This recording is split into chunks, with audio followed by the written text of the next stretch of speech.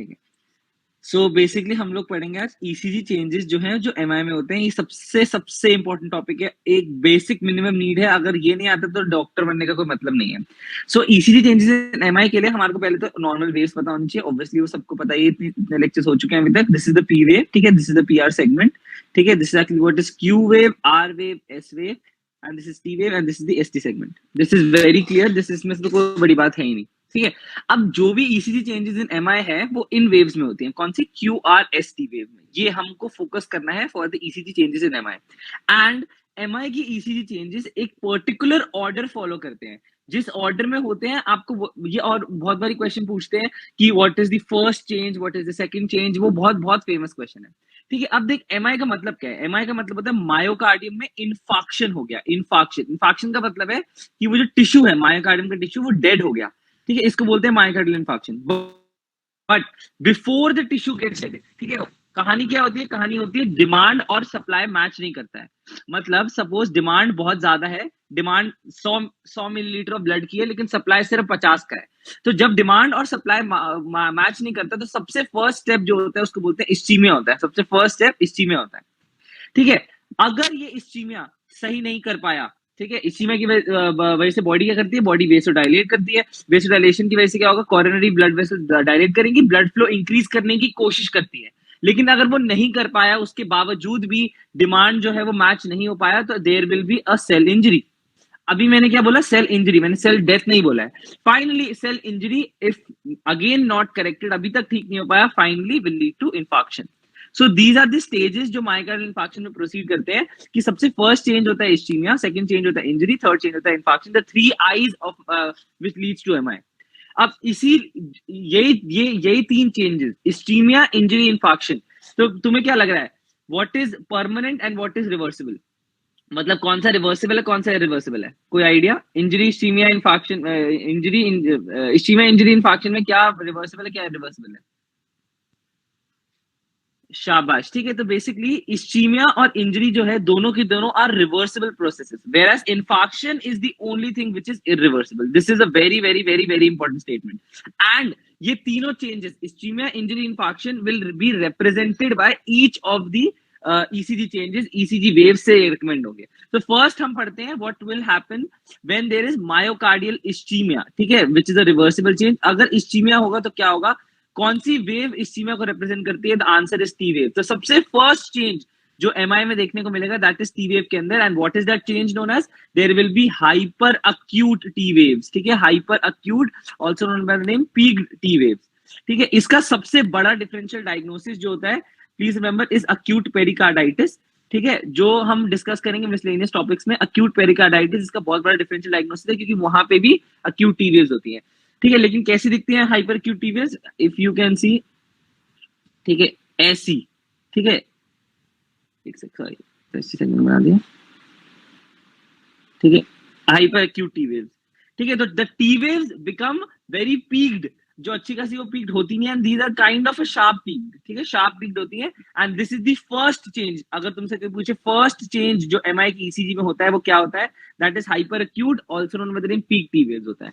But the most important thing is after a few hours, ठीक है, थोड़े घंटे के बाद ये टी वेव जो हो सकता है, instead of being hyper acute, ये बिल्कुल इसका ऑपोजिट हो जाता है, दैट इज इन्वर्टेड, ठीक है।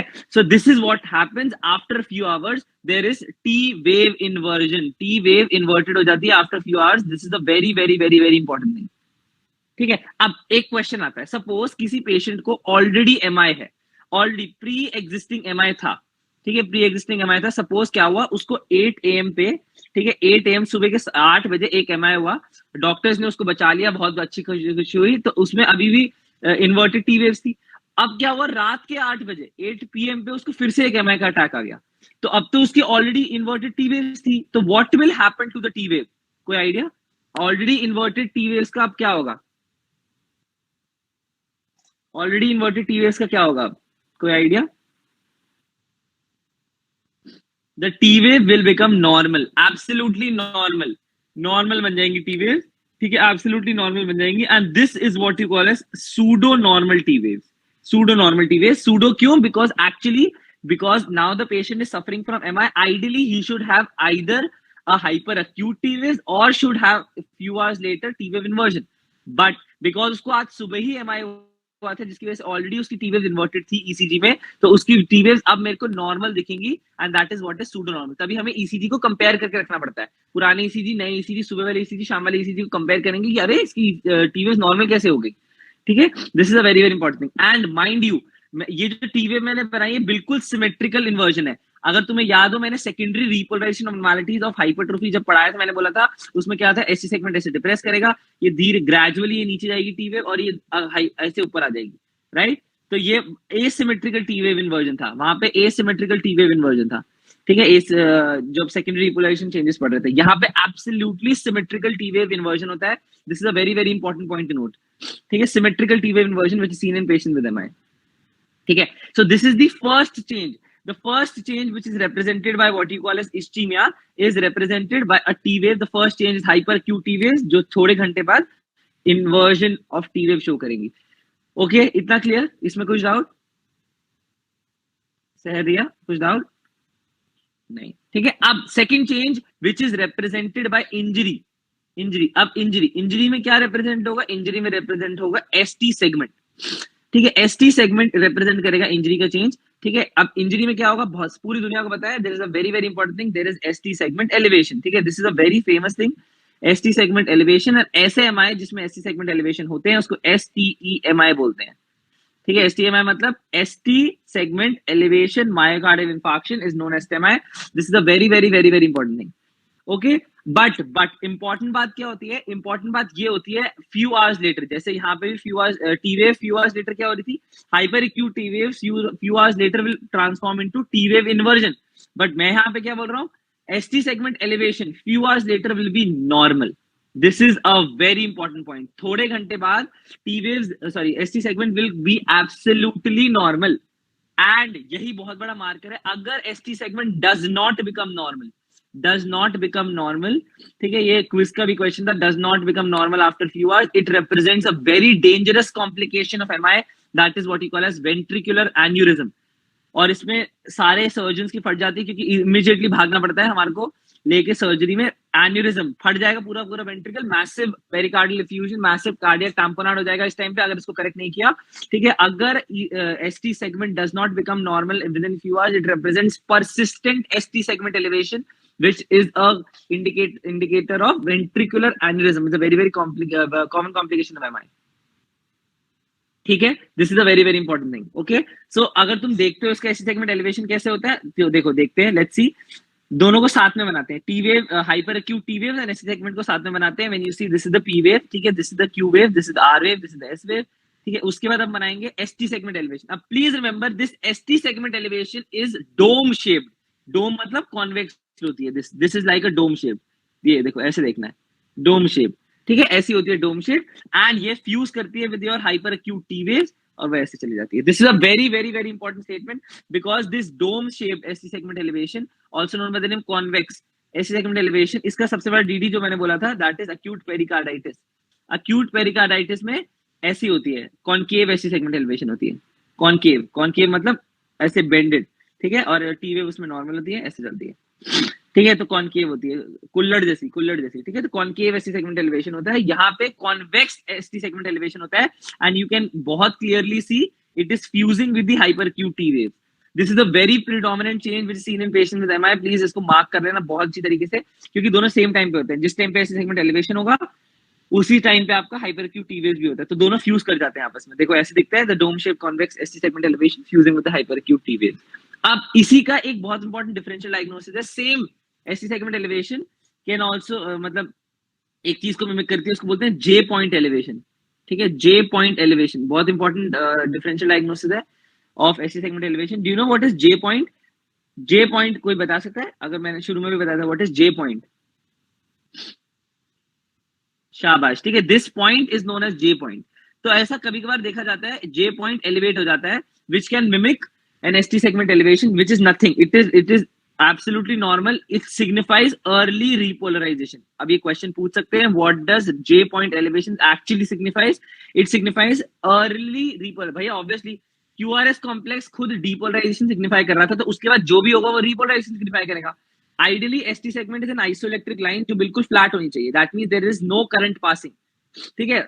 लेकिन अगर ये एलिवेट होना शुरू हो गया, इसका मतलब क्या है, अभी करंट पास होना शुरू हो चुका है, that means there is early repolarization in this case. So J point elevation is a very important differential diagnosis of this ST segment elevation. कुछ ठीक है, तो डीडी मानते हैं हम एसटी सेगमेंट एलिवेशन का जे पॉइंट एलिवेशन को। तो when you see J point elevation it is again like this way, ठीक है। ये there is no convexity, simple ST segment elevate करेगा, ठीक है।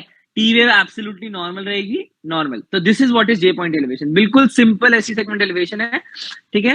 एंड नॉर्मल टी वेव्स है। This is actually how you see a J point elevation which represents early repolarisation. खत्म,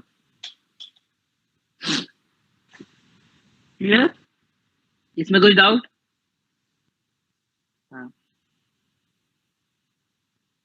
हाँ, T wave normally आएगी। Early repolarization here is represented just by J point elevation, और कुछ नहीं। T wave normal है, absolutely normal T wave, कुछ नहीं हो रहा उसको। अब आते हैं थर्ड इंपॉर्टेंट चीज which is what you call as Q wave, ठीक है। फाइनली, ठीक है, तो that means what I am talking about is ideally infarction, ठीक है। फाइनली हम इन्फाक्शन के स्टेज पे आ चुके हैं which is absolutely irreversible and it is represented by changes in Q wave. Where is our Q wave? देखते हैं भैया, ये हमारी क्यू वेव है, सब देख सकते हैं क्यू वेव, देख सकते हैं कितनी छोटी सी क्यू वेव है ना, देख सकते हैं कि नहीं?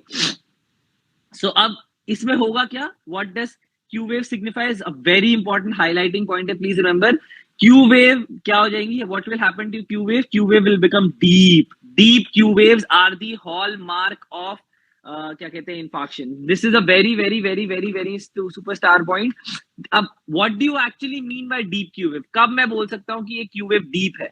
मैं तब बोलता हूँ क्यू वेव डीप है जब दो चीजों से बोल सकते हैं, जब उसका एम्पलीट्यूड और जब उसका ड्यूरेशन क्या हो जाए। जब उसका एम्पलीट्यूड जो है वो more than 1/3 of the R wave हो जाए, more than 1/3 of the R wave, ठीक है। सपोज अगर मैं बोल रहा हूँ क्या कहते हैं, ये मेरा पी वेव है, ये क्यू वेव, अगर सपोज मेरी आर, देखो क्यू वेव ऐसी, आर वेव ऐसी है, ठीक है, एन एस वेव ऐसी है, ऐसे। तो देखो तुम देख रहे हो आर वेव, क्यू वेव जो है वो अप्रोक्सीमेटली आर वेव के एम्पलीट्यूड को मैच कर रही है, ठीक है, मोर देन 1/3 है। तो इसको बोलते हैं डीप क्यू वेव्स, ठीक है, जिसका amplitude more than 1/3 of the R wave हो एंड जिसकी ड्यूरेशन मोर देन 0.04 सेकंड्स हो। No one is asking you to actually calculate. ये हमारे लिए इंपॉर्टेंट क्यों? क्योंकि मेरे को लग सकता है कि वो क्यू वेव डीप है। सो टू बी 110% श्योर कि हाँ ये एक्चुअली डीप क्यू वेव्स है, ये एक्चुअली एमआई की सिग्निफिकेंट वाली क्यू वेव्स है, तो मेरे को ये क्राइटेरिया को सेटिस्फाई एंड में करना ही पड़ेगा, जस्ट टू अवॉइड कंफ्यूजन, कि क्यू वेव का amplitude must be more than 1/3 of the R wave and the duration must be more than 0.04 seconds, then only मैं उस वेव को डीप क्यू वेव्स बोलता हूँ, जो कि बहुत इंपॉर्टेंट डायग्नोस्टिक होती है ऑफ एमआई। इतनी डायग्नोस्टिक होती है ऑफ एमआई की क्यू वेव चेंजेस तब अपीयर करते हैं जब ये ओनली फ्यू आवर्स बाद अपीयर करते हैं। ए अपीयर फ्यू आवर्स बाद, अपीयर्स फ्यू आवर्स बाद, फ्यू आवर्स बाद, मतलब ये शुरू में अपीयर ही नहीं करती। तो अब तुम लॉजिकली बताओ, जिस टाइम पे क्यू वेव आएंगी एसटी सेगमेंट क्या होगा? नॉर्मल होगा, एलिवेटेड होगा, डिप्रेस्ड होगा। जिस टाइम पे क्यू वेव आएंगी एसटी सेगमेंट को क्या होगा? Normal. What will happen to the T wave? T wave क्या होगा? शाबाश, ठीक है। तो जब तुम क्यू वेव को देखोगे तो ईसीजी कैसे दिखने को मिलेगा? ये मेरा पी वेव है, ये मेरी क्यू वेव है, ये मेरा आर है, ये मेरा एस है, सॉरी एस थोड़ा ज्यादा डीप बना दी। क्यू वेव है, आर है, एस है, and ST segment is normal, T wave is inverted. This is the ECG which will be shown to you when you see Q wave. And Q wave जो होती हैं वो infinite, मतलब Q wave जो है वो आपकी जिंदगी भर परसिस्ट करती हैं। टी वेव फिर भी नॉर्मल हो जाएंगी, ठीक है, लेकिन क्यू वेव आपकी जिंदगी भर ईसीजी चेंजेस में परसिस्ट करेंगी। मतलब तुम 10 साल बाद भी अपना ईसीजी कराओगे तब भी तुम्हारा क्यू वेव इन्वर्टेड रहेगा, एंड दिस सिग्निफाइज कि तुम्हारे पेशेंट को प्रीवियसली एमआई हो चुका है। सो ठीक है, this is a very very very important thing, very very. इसका एक एक्सेप्शन होता है, मैं बताऊंगा, बट क्यू वेव इन्फिनिटी मतलब जिंदगी भर परसिस्ट करती है। This is a very very very important thing, ठीक है, this is a very important thing, अभी ध्यान रखना है। ओके और एक और चीज आपको ध्यान रखनी है, there is a very important term जो एमआई में बहुत फ्रीक्वेंटली यूज होता है, उसको बोलते हैं रेसिप्रोकल चेंजेस। ठीक है, what do you actually mean bye reciprocal changes in MI? ठीक है, रेसिप्रोकल का मतलब क्या है? सपोज मैं तुम्हारे को एक सिंपल सी चीज बताता हूँ। सपोज क्या हुआ, सपोज मेरा ये वाला टिश्यू जो है वो डेड है, ठीक है, ये वाला area of the heart is dead. जो डेड टिश्यू होता है ना वो क्या होता है, वो अपना परसिस्टेंटली डिपोलराइज हो जाता है। क्यों? क्योंकि उसके अंदर आयन चेंजेस शुरू हो जाते हैं, अपने आप सोडियम आयन का इन्फ्लक्स शुरू हो जाता है, तो डेड टिश्यू परसिस्टेंटली डिपोलराइज हो जाता है। डेड टिश्यू परसिस्टेंटली डिपोलराइज हो जाता है एंड इसकी वजह से इसका इसका जो एक्सिस का जो वेक्टर है वो इस तरफ पॉइंट करेगा, ठीक है।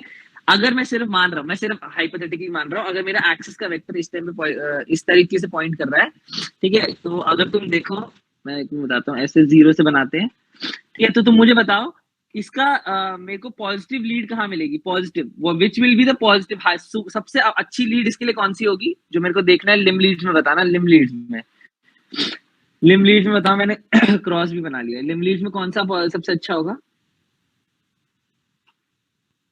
यहाँ पे कौन सी लीड आती है, इस तरफ कौन सी लीड आती है, ये पॉजिटिव के लिए थर्ड, ये है ना, तो ये it is moving towards third, बिल्कुल ठीक, ये मेरा हाइपोथेटिकली माना है, ठीक है। इसके बिल्कुल ऑपोजिट कौन सी होगी, मतलब अगर यहाँ पे सारी पॉजिटिव चेंजेस फ्लो कर रहे हैं, मेरी लीड ये भी पॉजिटिव है, मेरा वेक्टर भी पॉजिटिव है, पॉजिटिव मूविंग टुवर्ड पॉजिटिव, तो ऑब्वियसली मेरी ये सब कुछ ऊपर ही आएगा।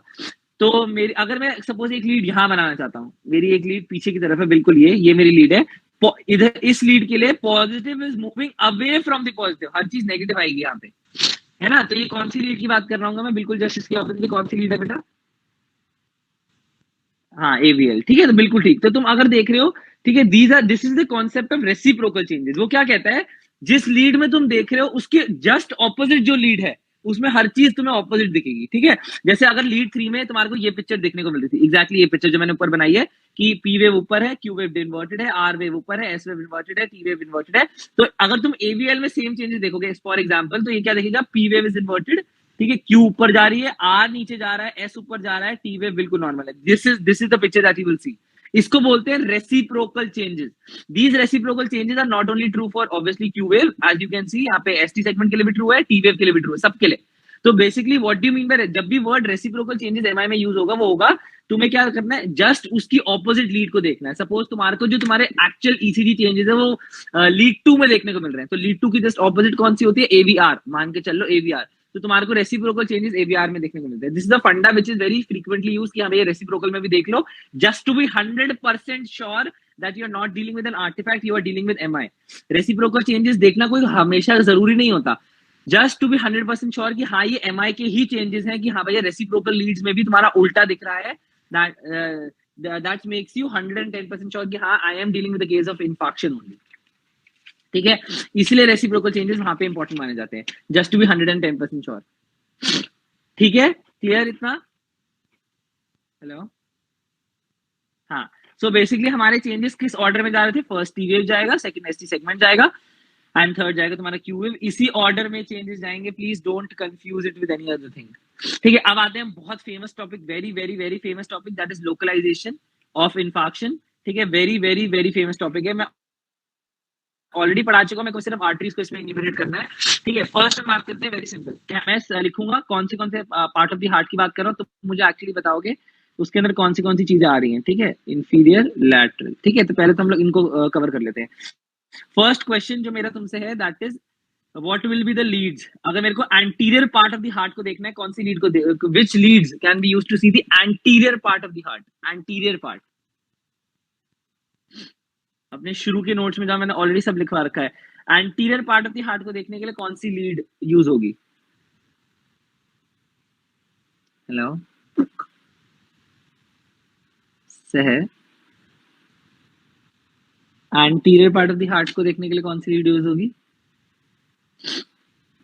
देखो V1 टू V6, ठीक है, अगर तुमने देखा हो V1 to V6 are the most common lead, obviously because precordial leads है, तो सबसे अच्छी तरीके से जो भी चीज anterior part of the heart को देखेगी वो प्रीकॉर्डियल लीड्स होगी, ठीक है। एंड उसमें भी अगर तुम देखो प्रीकॉर्डियल लीड्स में भी most common lead, the very famous anterior leads are V2 से लेकर V4, specific to be specific V2 से V4 में सबसे अच्छी तरीके से तुम्हें एंटीरियर चेंजेस देखने को मिलेंगे, ठीक है, ठीक है, ये चीज समझ में आई, हेलो, हाँ। अब मेरे को बताओ इंफीरियर, इंफीरियर तो बहुत सिंपल है, इंफीरियर इंफीरियर चेंजेस कहाँ देखने को मिलेंगे, अगर तुम ध्यान से देखो तो बहुत इजी है,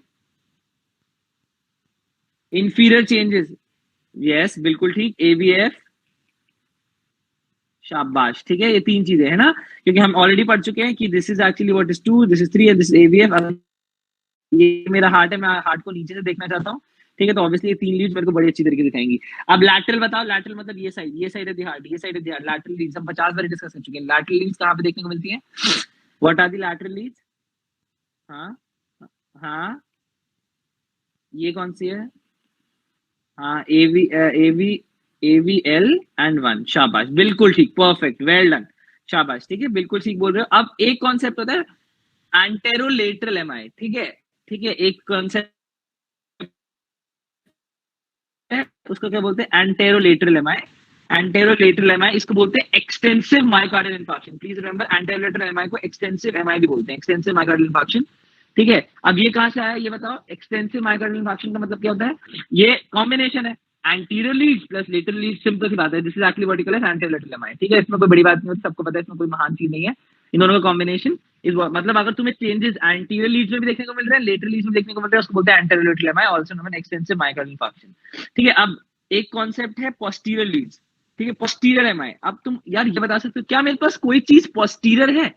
पीछे पीछे सरफेस ऑफ द आर्ट को कोई देख सकता है? कोई भी चीज अभी तक मेरा कोई ऐसा ईसीजी सिस्टम बना है जो पोस्टीरियर लीड्स को देख सके? मैंने तुम्हें पढ़ाया, पहले बताओ ये जल्दी से, हाँ या ना? मैंने कोई पोस्टीरियर लीड्स पढ़ाई है अभी तक? हेलो? हाँ, लेकिन मैंने अभी तक नहीं पढ़ाई, राइट? तो बेसिकली आज से थोड़े टाइम पहले तक रेसिप्रोकल चेंजेस यूज करते थे जब भी हम लोगों को पोस्टीरियर लीड्स की बात करनी होती थी, ठीक है। तो जब भी हम पोस्टीरियर एमआई की बात करते थे तो हमारे पास कोई स्पेसिफिक लीड नहीं थी, हम सिर्फ रेसिप्रोकल चेंजेस V1 में देखते थे। तो V1 में हम ये वाला पैटर्न ढूंढ रहे होते थे, ये वाला पैटर्न हम V1 में रेसिप्रोकल चेंजेस की वजह से ये वाला पैटर्न ढूंढ रहे होते थे। अगर ये वाला पैटर्न मेरे को V1 में देखने को मिल रहा होता था तो मेरे को लगता था okay, this patient has a posterior MI, simple सी बात है, ये मेरा पोस्टीरियर एमआई का फंडा था। लेकिन आजकल न्यू सिस्टम ऑफ ईसीजी बनाया, आइडियली हम लोग 12 lead system of ECG use करते हैं, 6 लिम्ब लीड, 6 टेस्ट लीड, लेकिन स्पेसिफिकली फॉर पोस्टीरियर एमआई हम 15 लीड ईसीजी सिस्टम भी यूज करने लग गए हैं, ठीक है, जिसमें V4R, V7 और sorry V8 and V9 use करते हैं हम लोग लीड्स। आइडियली V6 तो V6 तक तो था ही, तो आइडियली हमारे को V7, V8, V9 बनाना चाहिए था, but instead of making V7 उसको काट के उसने V4R नाम रखा उस लीड का, ठीक है। तो this is what is a 15 lead ECG system, कुछ कुछ सेंटर्स में अवेलेबल है, कुछ सेंटर्स में अवेलेबल नहीं है, इससे बेटर है हम रेसिप्रोकल चेंजेस इन V1 देख ले, उसी से हम लोग पोस्टीरियर एमआई को डायग्नोस कर लेंगे, ठीक है। सो अब मेरे को सिर्फ जानना है आखिरी चीज, artery, artery supply, which artery is majorly supplying the anterior surface of the heart? anterior surface of the heart को कौन सी आर्टरी सप्लाई करती है बेटा?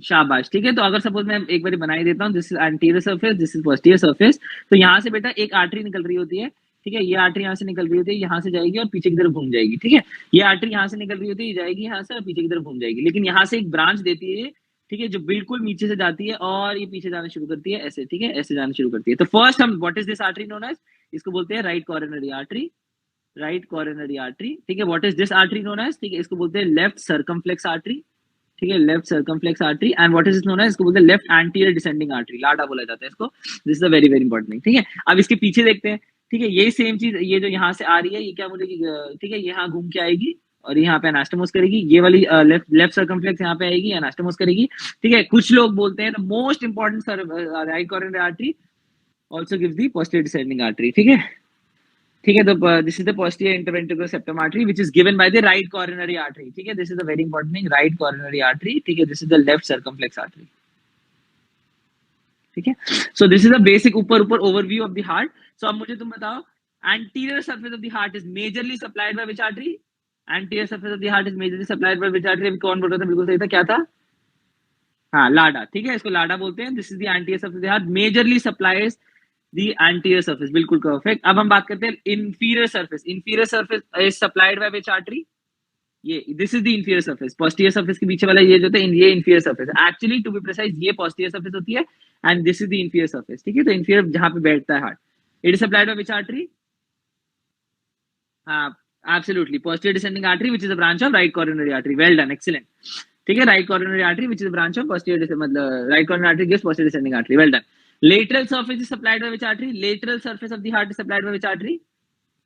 Yes, बहुत बढ़िया, left circumflex artery, very good, ठीक है, लेफ्ट सर्कमफ्लेक्स आर्टरी से सप्लाई होती है, एक्सीलेंट। एंड फाइनली हमारे पास आता है what is the posterior surface, posterior surface of the MI, ठीक है, supplied by which artery? Posterior surface majorly कौन सप्लाई करता है?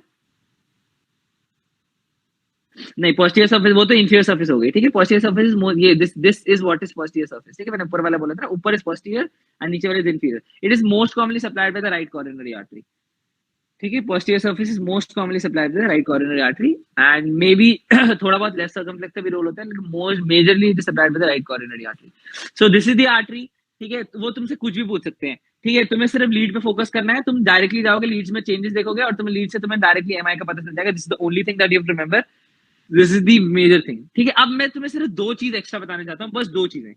एंटीरियर एमआई में जब तुम देखते हो, the most important change despite Q wave, सबसे important change, the most important change जो एंटीरियर एमआई में होता है, that is loss of R wave progression. Extra change है loss of R wave progression. को हाईलाइट कर लो.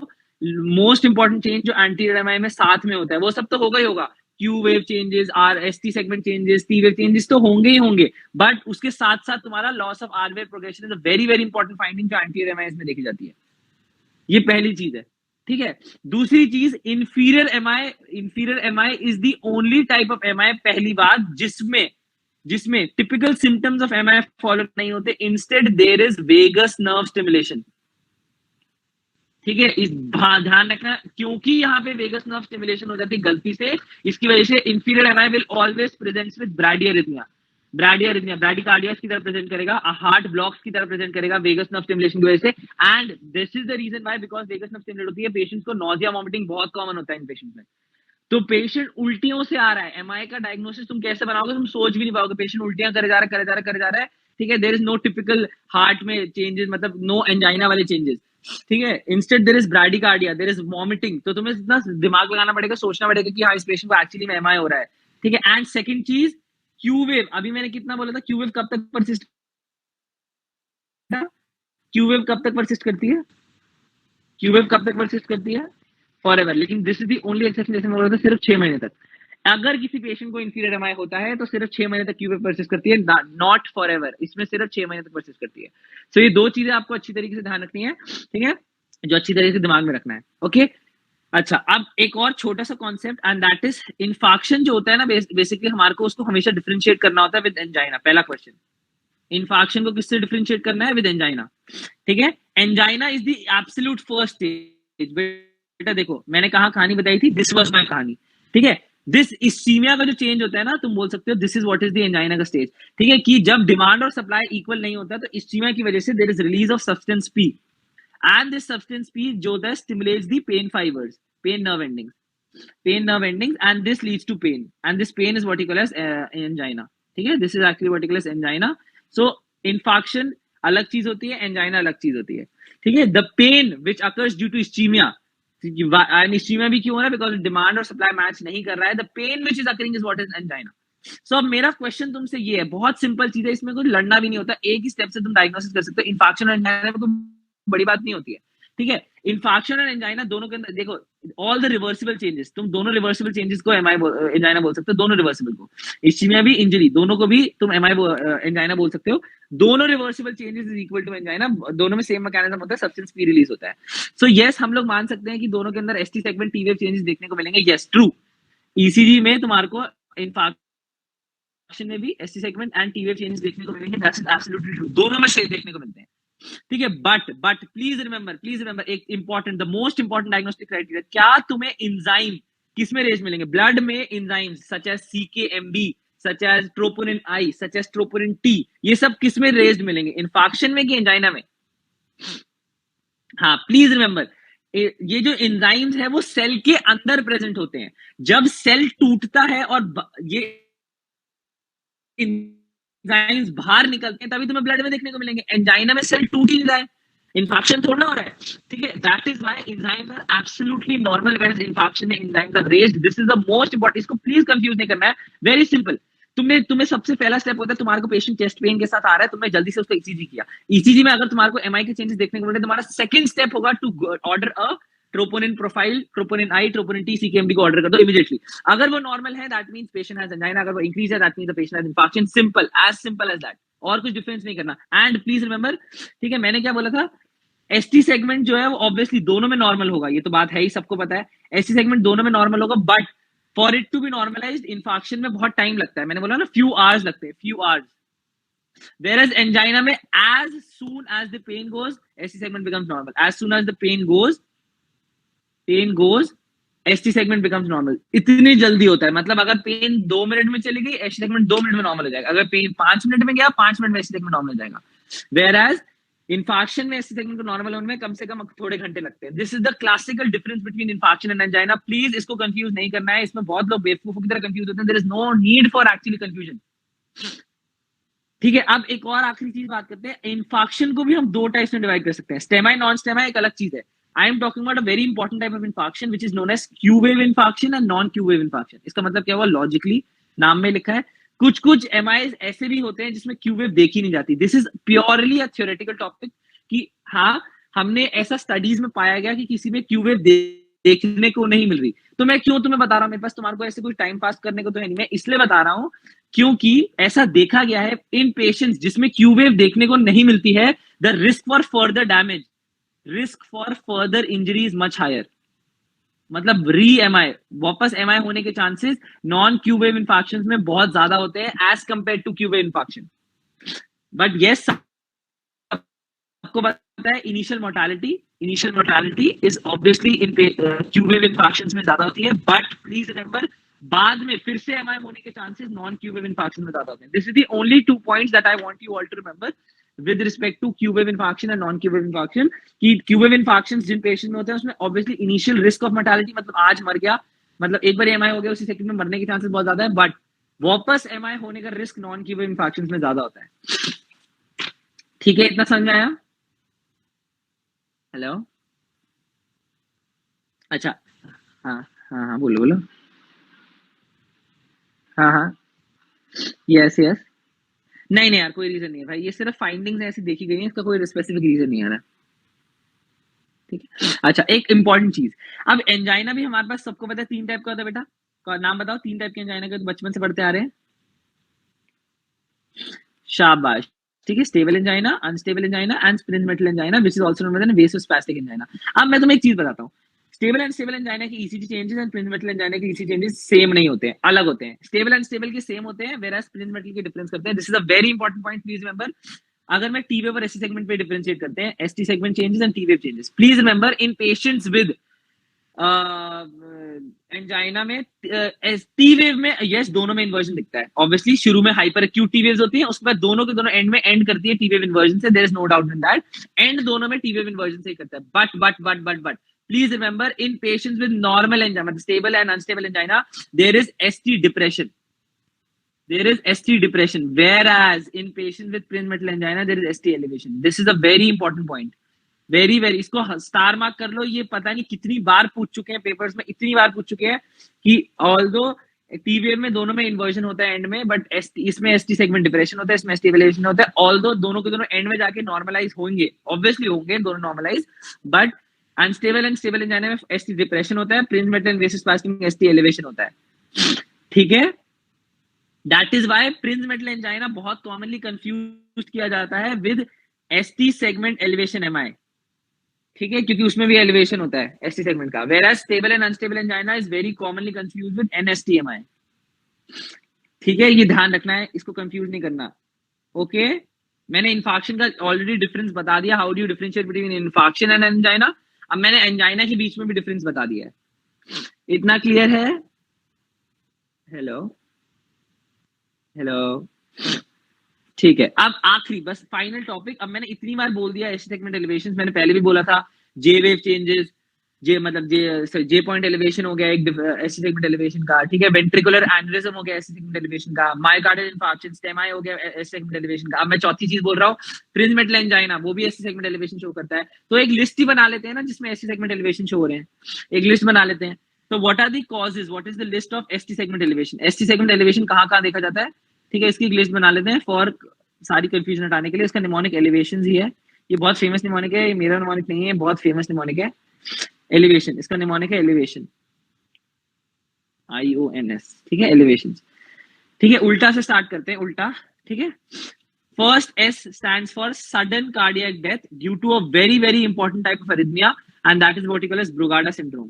मैं जब arrhythmias बताऊंगा तो मैं बताऊंगा Brugada syndrome is a very very important type of arrhythmia, तुमने नाम भी सुना होगा Brugada syndrome। ठीक है, SCN5 जीन म्यूटेशन की वजह से होता है Brugada syndrome। Leads to sudden cardiac death, उसमें भी तुम्हें एसटी सेगमेंट एलिवेशन देखने को मिलता है। मैं वहां पे भी सेम क्वेश्चन पूछूंगा, मैं तुम्हें बताना पड़ेगा which arrhythmia show with ST segment elevation. ठीक है, एन से इसको बोलते हैं non atherosclerotic angina. Non atherosclerotic angina also known by the name, अभी मैंने बताया था, non atherosclerotic angina also known by the name Prinzmetal angina. ठीक है, also known by the name vasospastic angina. ठीक है, सो उसमें भी मैं अभी अभी हमने देखा, उसमें सेगमेंट एलिवेशन देखने को मिलता है। ठीक है, फिर आते हैं O. O is a very very important thing. Osborn waves, ये मिसलेनियस में बताऊंगा, कुछ बताने की बात नहीं है। Osborn waves are basically a ST segment elevation. देखो बड़ा अच्छा टाइप का एसटी सेगमेंट एलिवेशन होता है, अगर तुम देखते हो this is the type of ST segment elevation. ये जो वेव देखने को मिल रही है और फिर उसके बाद टी वेव बन जाएगी। दिस टाइप, ये पूरा का पूरा एसटी सेगमेंट है which has bended, this is what you call as Osborn wave. ठीक है, this is Osborn wave which is seen a diagnostic hallmark of hypothermia. ठीक है, बड़ी अच्छी तरीके से एसटी सेगमेंट एलिवेशन देखने को मिलता है, हाइपोथर्मिया का डायग्नोस्टिक हॉलमार्क है Osborn wave. Bent ST segment is what is Osborn wave, hypothermia का डायग्नोस्टिक हॉलमार्क होता है।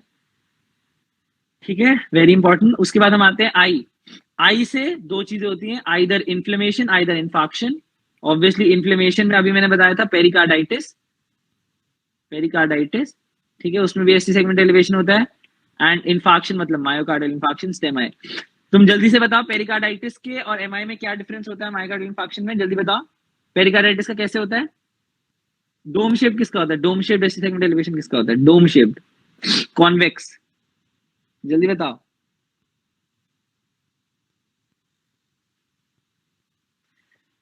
स्टेमाई का कॉन्वेक्स होता है, पेरिकार्डाइटिस का कॉनकेव होता है। ठीक है, तो कॉन्वेक्स मतलब dome shape ST segment elevation. ठीक है, फिर आते हैं टी।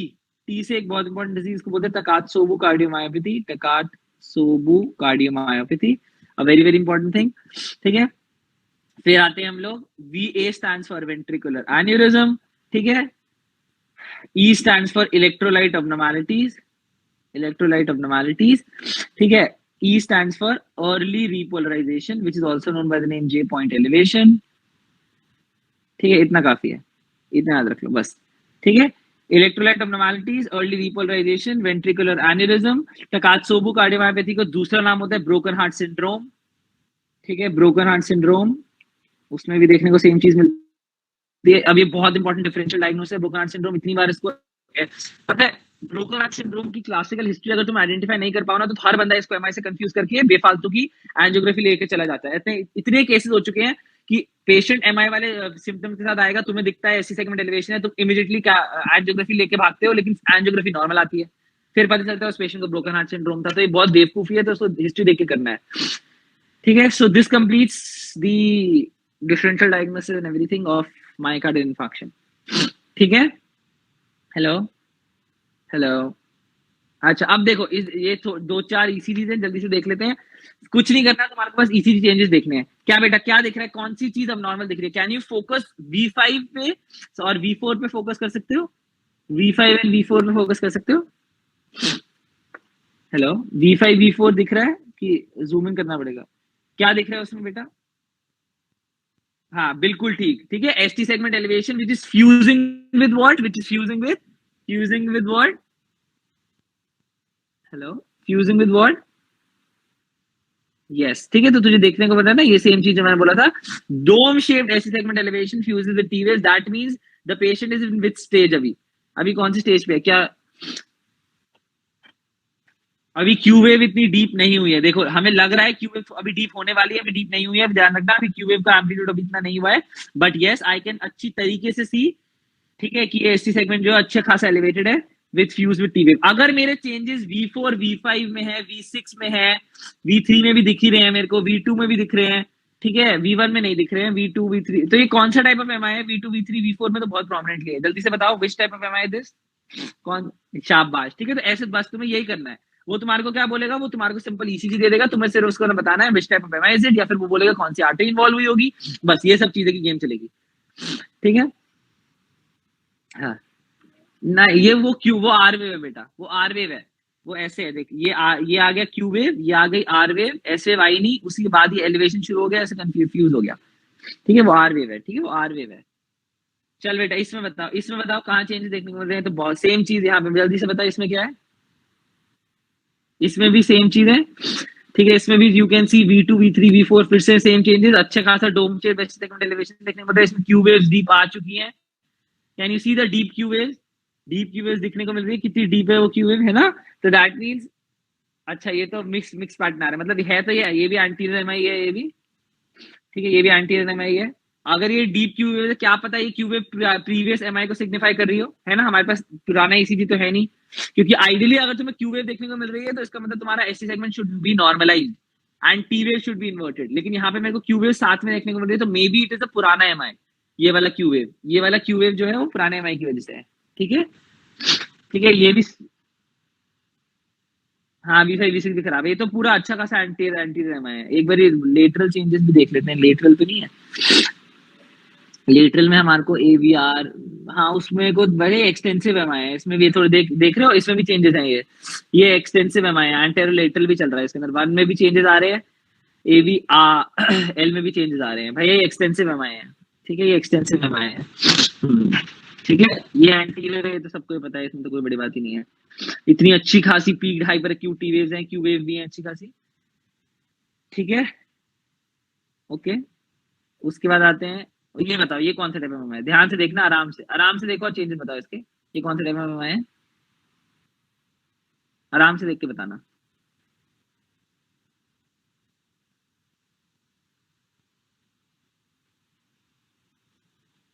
नहीं नहीं नहीं नहीं नहीं, किस लीड में से चेंजेस दिख रहे हैं मेरे को, बस ये बता दे।